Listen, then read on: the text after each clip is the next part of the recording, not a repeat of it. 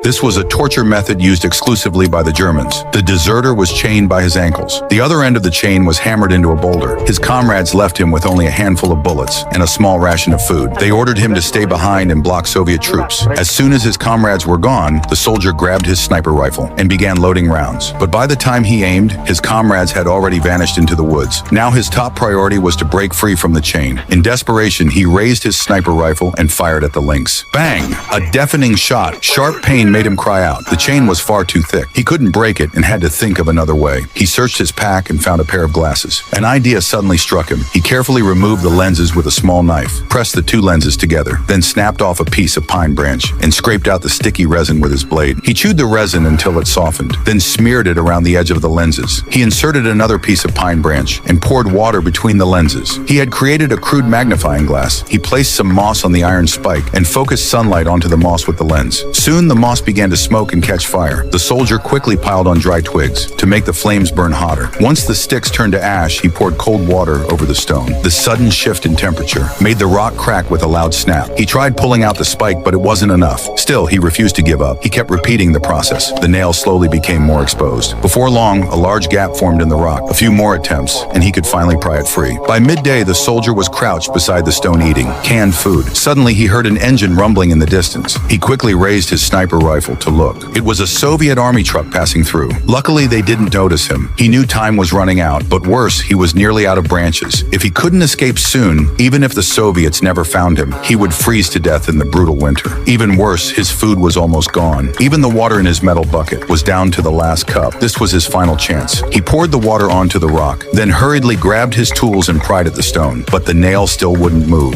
He emptied all his bullets and collected the gunpowder in a tin can. He poured the powder into the hole, covered it with a rock, then tossed in the burning moss and ducked behind a big stone. Boom! The gunpowder blew out with thick white smoke. He rushed over to check, but the spike still wouldn't shift. Furious, he kicked it twice. It still didn't move. He looped his rifle strap around a nearby rock, grabbed the rock with both hands, and smashed it down against the spike. From day into night, he kept hammering. His hands were torn and blistered. At last, he gave it one more strike. The spike began to loosen. With a final pull, he ripped it free. He was finally free.